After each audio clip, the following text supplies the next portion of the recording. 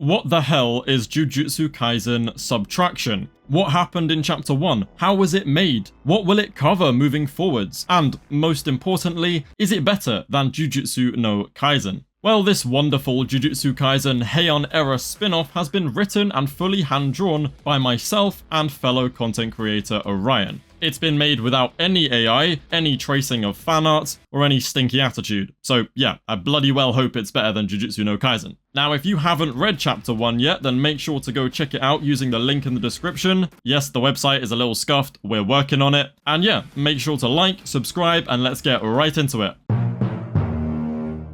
Okay, firstly, why did we name it Jujutsu Kaisen Subtraction? Well, this was actually my idea, and I decided on that name because it matches the sequel series called Modulo, which is a mathematical term. And the original story constantly drives home how Jujutsu is all about the art of subtraction and negative energy. But the final reason we named it this is simply because we are going back in time to the Heian era instead of forwards in time. Now, the first 6 pages were drawn by Orion, who actually storyboarded 90% of this chapter, so shout out to him. He's actually already a pretty talented artist, so jumping into this project was slightly less of a learning curve for him, but I really do think he still improved a lot, even just through the process of making this first chapter. Now me, on the other hand, well, I only properly started learning to draw about 4 to 5 months ago, which is one of the reasons my pages, look so different to his. The other reason is that we have decided to actually just use different art styles so that our work looks unique. I really wanted to lean into an art style closer to that of Gege Akutami's, and for the most part, I actually think I did a really good job. I mean, does this panel of Sukuna not look like it could have been ripped straight out of JJK?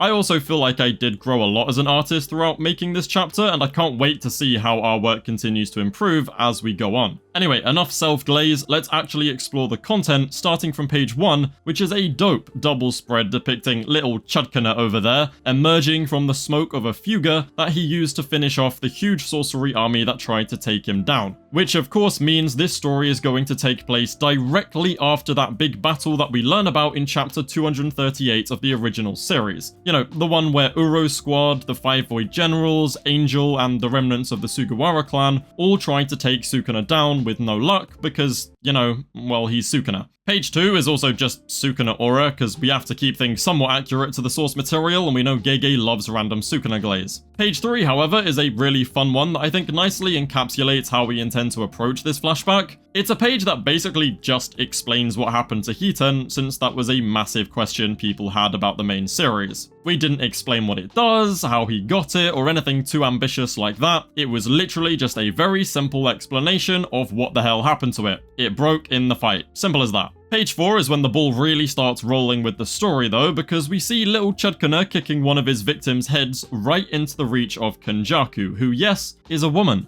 Again, they already know each other at this point, and we have no intention of really exploring how they originally met, because we want to tell a very specific kind of self-contained short story, and we don't really need to explore that. Page 5 is one of Orion's favourites because of that little Sukuna panel in the bottom right, which is a direct reference to that classic Leorio meme. I mean, if we're trying to replicate Gege's vibes, we have to put some Tagashi influence in there, right? The conversation between them basically shows that Kenjaku has already made the incarnation and culling game proposition to Sukuna, but hasn't had any luck getting a yes from him yet. Now this conversation, as well as the next couple pages involving Uro, are actually something I want to cover in a lot more detail, because a lot of people misunderstood our intention, and were asking why Sukuna was acting so out of character by entertaining Kenjaku's request to let Uro live. Our reasoning behind this is very simple, okay? Sukuna just doesn't care. He lives to satisfy his boredom, something that mercilessly killing an injured Uro is definitely not going to achieve. There's no real reason for him to do that. Throughout Jujutsu Kaisen, Sukuna is not shown to particularly respect or even like Kenjaku, but he tolerates their presence and even sometimes tolerates their requests because he knows that letting Kenjaku get up to devious Kenjaku things can potentially lead to something that will give him a bit of entertainment one day. Since Kenjaku's plan at the moment is mostly just the culling game itself, it doesn't really seem to be enough of a reason for Sukuna to wait 1,000 painstaking years as a cursed object, but that won't stop him from letting Kenjaku, do their thing in the moment in the hope that it will prove fruitful one day.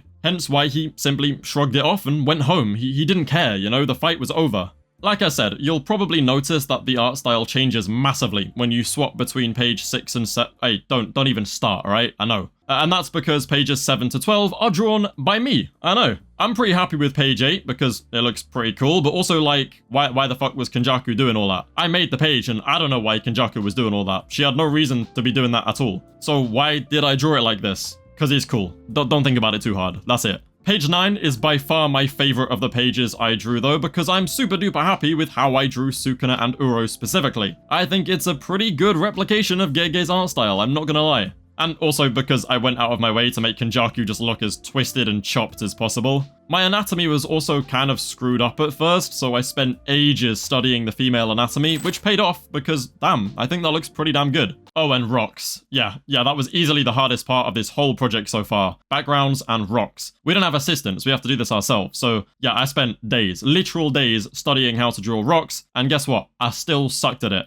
But yeah, I'm getting the grip of it, alright? I'm kind of understanding how it works. But seriously, I was losing my mind over these rocks. Page 10 is actually my least favorite because Uro and Kenjaku just look kind of weird and stiff walking off. But Sukuna does look pretty damn good, and again, I loved my chopped Kenjaku. Ah, she looks so good. Page 11 is another one that I'm very proud of though, as it shows Kenjaku spotting an interesting looking corpse of one of the sorcerers that was sent to kill Sukuna. Now what Kenjaku could need a corpse for, I don't know, I guess you'll have to use your imagination and keep reading. This page is really important though, because I used it as a way to kind of set up how Uro would end up making a deal with Kenjaku in the future. You may think the timeline doesn't really add up and that Uro being betrayed by the Fujiwara clan and her squad happened before the big battle, but Gege actually never specifies the timeline at all, so we figured we had the creative freedom to fill in the gaps however we wanted. My vision here is that this is where Kenjaku and Uro originally meet, and Kenjaku is the first person to put the idea of a second chance at life in Uro's mind. So whenever the Uro execution stuff goes down later on, she'll know who to seek out for help. She'll know who to seek out for a second chance.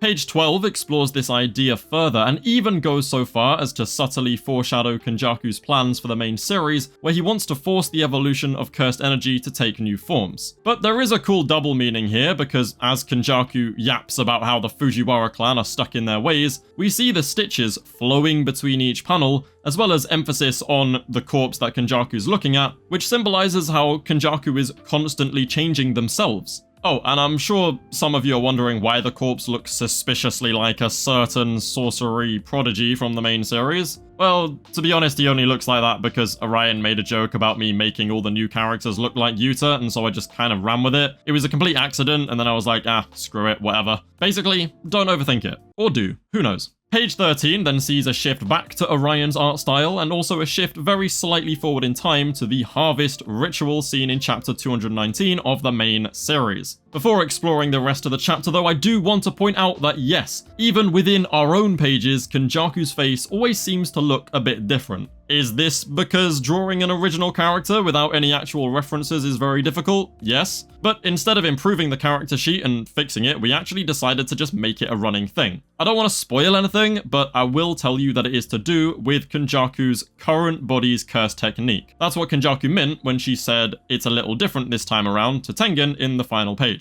And whoa, page 18, genius, beautiful, amazing, totally not a result of Orion getting lazy. Yeah, brilliant. But yeah, as you can see, we're now at the moment where Sukuna slices half-naked Yorozu down the middle, which we decided she survives because, yeah, Yorozu's not dying to that, bro. Big Yorozu then throws a tantrum out of embarrassment and knocks one of her subordinates' jaws clean off their head in frustration, which I gotta say is probably my favourite panel in this chapter. Good job, Orion, this page is dope. Little Chud Arame then tries starting something with Yorozu, but their beef is temporarily put on hold as Yorozu reluctantly retreats to recover from her wounds. Again, I don't want to spoil too much, but as a fan of both, I really want to make Yorozu and Arame a big part of this short story. You know, some B-plot type shit. Because I do feel like they were slightly underutilized in the main series, and I would have liked to have seen more. Orion's double spread depicting Kenjaku and Tengen unknowingly stumbling into each other amidst the crowd of onlookers is also pretty dope, I'm not gonna lie. Sometimes I do finish a page that I'm really happy with, and then I see the work he's done and immediately get demotivated because, you know, let's be real, it does just look better than mine at the moment.